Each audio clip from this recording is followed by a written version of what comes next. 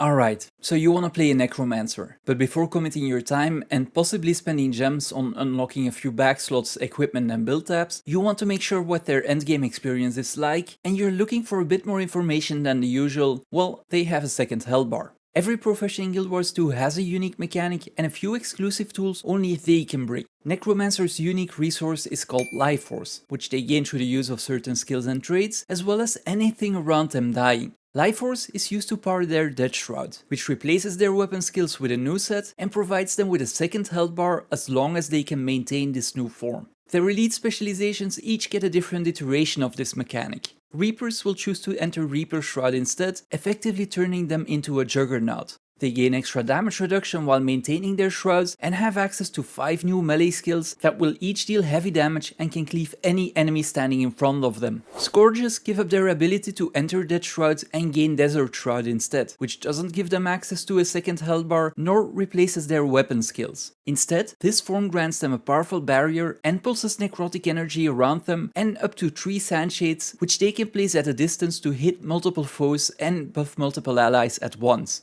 Their final elite spec trades in their shroud for the aptly named Harbinger Shroud, which does not protect their health as long as it's active. This means that any damage they take will stick, but in turn they can be healed while maintaining this new form. While maintaining Harbinger Shroud, every second a stack of blight will be applied to them, which will reduce their overall health by 1.5%, but will give them massive offensive benefits. Necromancers also have access to quite a few unique trait lines, which will transform the way they can play the game and even how they support their allies. They can choose to forego some offense in favor of blood magic, which is centered around healing and sustain. And in case one of their allies goes into a down state, a Necromancer can teleport them and resurrect them without interrupting their own gameplay. Death magic, while not often taken for group content, will turn any Necromancer into an absolute force of power in the open world, increasing their defense to near immortal levels and further buffing either their own or their minions' power. And that's right, minions. A Necromancer can summon up to 6 permanent minions, which will all assist them and grant them with various benefits. And while these aren't as controllable as Ranger or Mechanist pets, each of them provides them with a benefit that is not to be underestimated.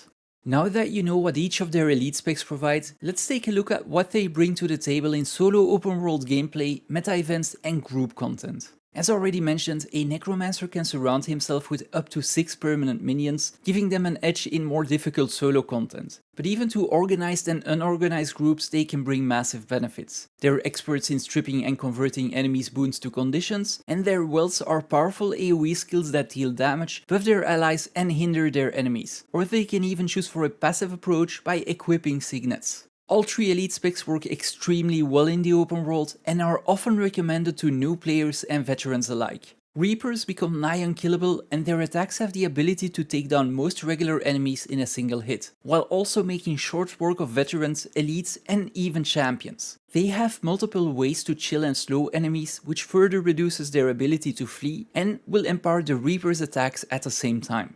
Both Scourges and Harbingers are experts in condition damage, each serving a different playstyle. Scourges will be able to attack on multiple fronts at once with their sandshades, while shielding their allies with massive amounts of barrier at the same time. While Harbingers are more focused on a single area, although almost all of their skills still cleave their enemies. And in turn, they have the ability to ramp up their condition damage extremely quickly and gain access to more mobility than any of the other specs. All of these advantages also translate to group content, and Necromancers are often coveted due to their ability to turn even difficult encounters into a more manageable experience for all 10 players. The straightforwardness of Reapers means they will always do well in any encounter, even when they're new to it. And an experienced Reaper will even find ways to avoid damage, making their Reaper Shroud last longer, which means they will keep dealing heavy damage for longer periods of time. And once a boss falls below 50% HP, their Great Swords Execute attack will make them deal some of the highest damage in the game.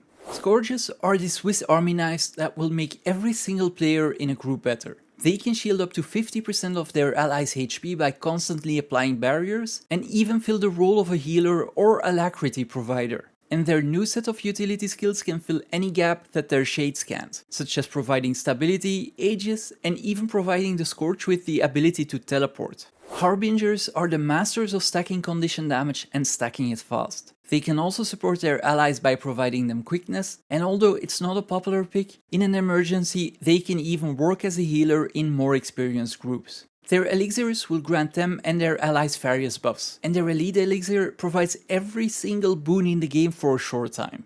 When it comes to gear and stats, Necromancers benefit from multiple setups. Typical Berserker and Viper's gear will be very valuable for any DPS role they want to fill in group content. Although open world players can choose to build in more defense with Marauders or Trailblazers and even Celestial gear. Their boons, especially quickness and alacrity, last long enough to let them even use Viper's gear when playing a boon support DPS role. Although some extra concentration never hurts, making Ritualist gear the preferred set for some. When they fill the role of a healer, Harriers will be most likely the stat combination of choice. Although more experienced groups and players could choose to forgo some healing power and make a damage healing hybrid by equipping Celestial gear, which also works extremely well in the open world, both solo and during meta events. Whatever spec you choose to play, Necromancers will always be able to take care of themselves and make anyone around them play better. And that about covers everything there is to know about the Necromancer. Let me know in the comments down below what other classes you would like to see covered, and I might make another one of these videos next week. And you do me a massive favor by liking the video, subscribing to my channel, and sharing this video with anyone interested in Necromancers.